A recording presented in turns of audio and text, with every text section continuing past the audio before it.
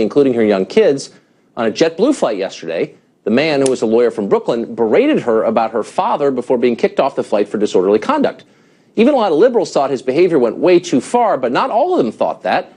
Some of them thought it was justified, and that would include our next guest. She's Lauren Duca. She's a journalist, and she tweeted this earlier today.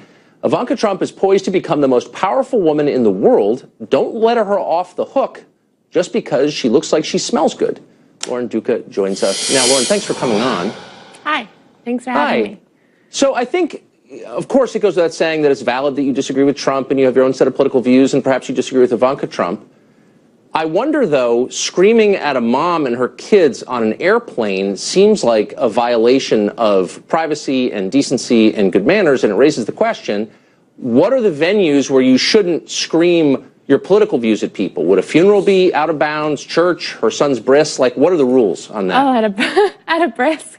Yeah, well, I think what is a nonpartisan issue is that air travel is horrific, and I don't think anybody should be enduring confrontations in the air, be it Ivanka Trump with her children or just any other human being in a tin can and feeling dehydrated. Right. And I think that the fact that she is with her children is significant.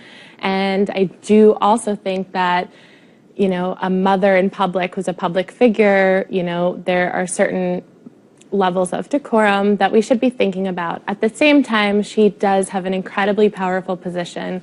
And she's not just a mother. She is a powerful, powerful woman who's connected very closely to the president-elect, not just as his daughter, but in many ways as a business confidant and advisor.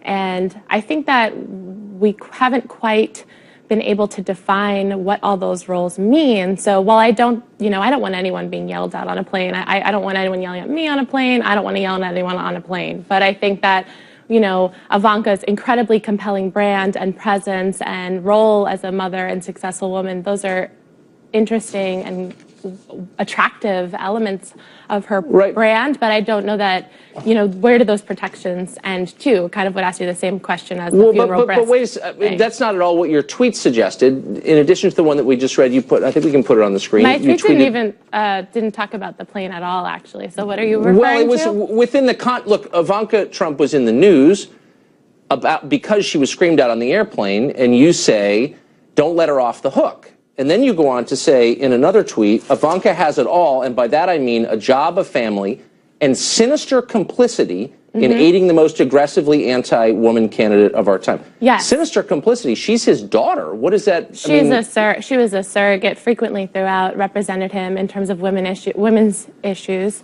She had Isn't she pretty liberal in women's issues? And she did speeches on his behalf, where she represented a platform of women's empowerment, and in terms of having it all, I think she's an incredibly successful, brilliant woman.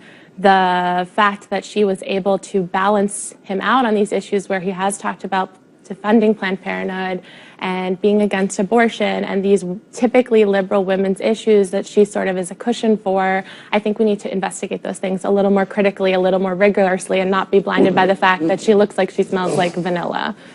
Okay, she looks like she smells like vanilla. I mean, who's objectifying women here? I wouldn't say that. Oh my God. No, I'm actually asking a serious question. My point is she's a beautiful, gorgeous I don't care what she force looks of like nature. or smells like. I mean, what exactly do you disagree with her on specifically? Oh my goodness. I'm saying that she is incredibly welcoming. She is gorgeous and smart. I mean, she's, in a lot of ways, many elements of her persona are admirable and something to look up to is what is a joke. Okay, but you said that she has sinister complicity in aiding the most... Yes, I absolutely believe that. Okay, I'm not backing down from that at all.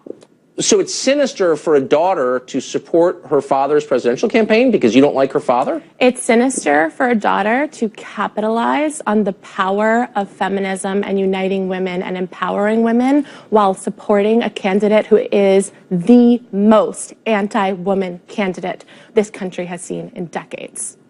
What does that even mean? Like, why don't you tell? I mean, she's anti-woman because he wants to defund Planned Parenthood. I'm sorry, is that what I said? I think my earpiece might not be working because that is most certainly not what I said. Okay. She's guilty because he's anti-woman. She's complicit in his, quote, anti-woman positions. To continue to stump and support his positions. But it's her dad. I mean, I don't understand. So I guess the point I'm making is you're drawing this kind of world where everyone who's not on your side is evil and that's not what I said, even remotely. Fair game. That's well, actually, not what that's I said. You said. Tucker, you said she's Tucker, fair game even though she smells good. Tucker, I did not say anybody who disagrees with me is evil. Then I'm going to ask you again. What do you disagree with that she has said? What position that she holds do you disagree with? I disagree with her providing a surrogacy for her father based on an empowerment of women when that is an inherent disconnect between his campaign and her beliefs. So you agree with her, but because she supported her dad, she's somehow fair game. I did not say I precisely align with her. I'm trying to understand what you're saying. What that she believes, Tucker, don't you believe? You're not trying to agree with what I'm saying. You're shouting over me every time I speak. It's incredibly unprofessional. I'm asking you a simple question. You're not. Which is, you're actually being a partisan hack who is just attacking me ad nauseum and not even allowing me to speak. Well, Tucker, I think we agree here. I think we agree here, right? No, I don't think we do. We both agree Lauren. that she didn't deserve to be attacked. I think it's appalling that some guy yelled at her on an airplane and you're saying she's fair game. I very clearly and calmly said that no one deserves to be yelled at on a plane. I don't want to be yelled at. I don't want to yell at you on a plane. I'll yell at you here, but not on a plane. You're saying that to me because I'm confronting you about it, but on Twitter, on your Twitter feed where you scream, F you, Donald Trump, eat feces, Donald Trump, all this kind of...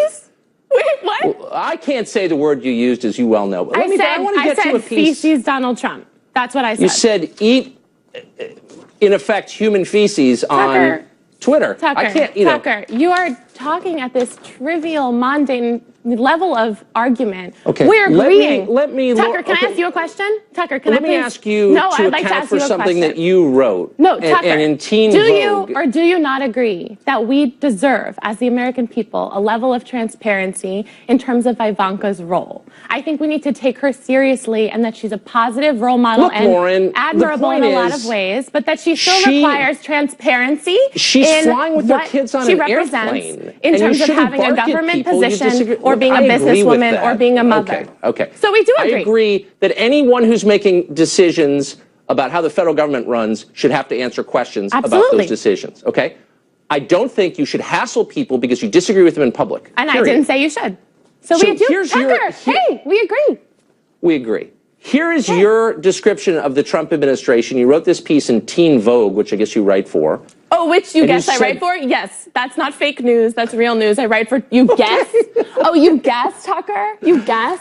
That's really patronizing. I haven't read Teen Vogue because I'm not a Teen Vogue reader. Well, you have in front of, your producers asked me if I wrote for Teen Vogue. You have my Teen Vogue article in front of you. My name is Lauren Duca and I write for Teen Vogue. Well, got it. Here's what you wrote. Okay. The road ahead is a treacherous one.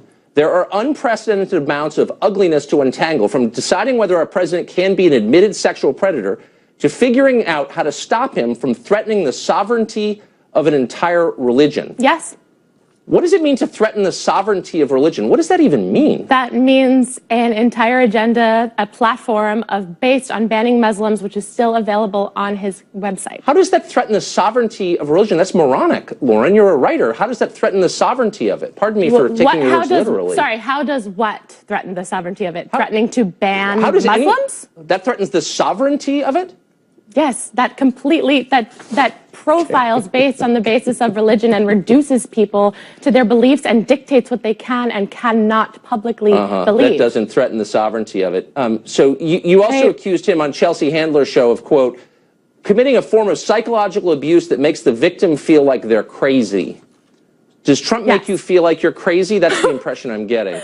Oh my God, are you calling me crazy? That's adorable. I'm asking you, you said on Chelsea Handler, he's committing psychological abuse on you. You believe that? On the American people. I believe the American people, Trump supporters, Hillary supporters, Jill Stein and her cousin, are a victim of Trump's gaslighting. What I mean by that is that he frequently contradicts objective evidence, not that he is abusing me personally. And I think you're smart enough to know that, aren't you, Tucker? I don't know. I just take your words at face value. So did you read the entire article? I did. I also read Liam Payne is 100% certain One Direction will continue. Adriana Grande rocked the most epic thigh-high boots at Jingle Bell, and Blac Chyna and Rob Kardashian went through the messiest breakup of 2016. Those are your other pieces.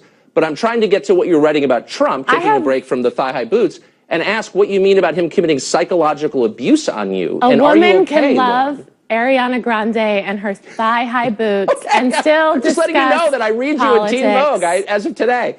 And those things are not mutually exclusive. You know, now that you bring up Teen Vogue, we treat young women like they don't have a right to a political conversation. Of, dumb propaganda, and like you can't be, enjoy enjoy Kylie Jenner's Instagram and worry about the future of this country. And those things are not mutually exclusive. So you know what? I did write about Ariana Grande, and I did write about the abusive, bigoted, those pieces were a little smarter than your piece about threatening the sovereignty of a whole religion. All right, I got to go. You should stick to the thigh-high boots. You're better at that. Lauren, thanks for joining us. Welcome back to Hannity. Ivanka Trump and her children had a rough start to their holiday weekend when they were reportedly harassed by a fellow passenger earlier today on a flight out of New York. According to TMZ, who first reported the incident, JetBlue personnel had to remove the unruly passenger off the flight. JetBlue released a statement about the incident saying, quote, "The decision to remove a customer from a flight is not taken lightly. If the crew determines that a customer is causing conflict on the aircraft, the customer will be asked to deplane, especially if the crew feels the situation runs the risk of escalation during the flight." Join me now with more is TMZ founder and host Harvey Levin. Harvey, thank you for joining us. Big story you broke today. I mean, I think every American watching this is scratching their head going, unbelievable that this family just wanted to board a plane and get to the other coast, and they're being harassed. Well, I have to say, even people who don't support Trump are saying this is a jerk move. What happened was there was a guy and his husband at JFK, and they spotted Ivanka and her family. One of the guys, a lawyer, was holding a baby on the plane and screamed, "Your father is ruining this country," started as it was put to us by somebody on the plane, jeering at Ivanka's kids as he's saying this, and then also is kind of screaming out loud, "Why is she on our flight? She should be flying private," which I don't kind of get why he would scream that. But, you know, at first you just think, okay, well, it's a guy who just had his emotions get the best of him. But then we found out that this guy's husband, an hour earlier, tweeted or Facebooked, and this is a quote, "Ivanka and Jared at JFK Terminal 5, flying commercial. My husband is chasing them down to harass them." So it seemed like it was planned to go after her publicly, and they did. They escorted him off the plane. Yeah, and Harvey, you report that this guy was jeering at the quote, jeering at the children. Man, I can't imagine if did the other passengers get involved? Nobody got involved, and as a matter of fact, even Ivanka, she decided to de-escalate this by not even looking or engaging the guy, and instead what she was doing, she was concerned about her kids who were sitting there, and she started giving them crayons to color to try and distract them from this guy. But he wanted to make his point, and he did, and ultimately got booted off the plane. Man, Harvey, I got to think, you know, you're watching, everyone's gotten on a plane, a lot of us get on with our kids, and all you want to do is get down, get the kids, and get them off on the road, and they have people standing in the aisle berating and harassing this clown. I don't know, should he be arrested? Well, no. I mean, look, ultimately, this becomes the new normal for the Trump family, that there are people who don't like them and maybe don't like him and take it out on her. But it is kind of the new normal. She was extremely cool the way she handled it. My guess is probably people have screamed at her before. This was a little more problematic because she's confined with her family in these seats. By the way, she was flying coach. Yeah. Well, let me ask you about that. What, do we have a report on why, you know, look, they have access to private. Listen, I admire them for doing it, but JetBlue? Well, don't admire him too much. I'll tell you what's going on. They flew JetBlue coach because they went with Ivanka went with her husband, with the 3 kids, and a bunch of cousins in addition to Secret Service. And there were so many people, they all kind of clustered in coach. But what happened was they landed not too long ago, and they were escorted on the tarmac to a private jet where they went to their final destination. So, yeah, JetBlue only goes so far for them. Right. I think they have free television on every seat anyway. So, Harvey, going to say thank you very much. Thanks for joining us.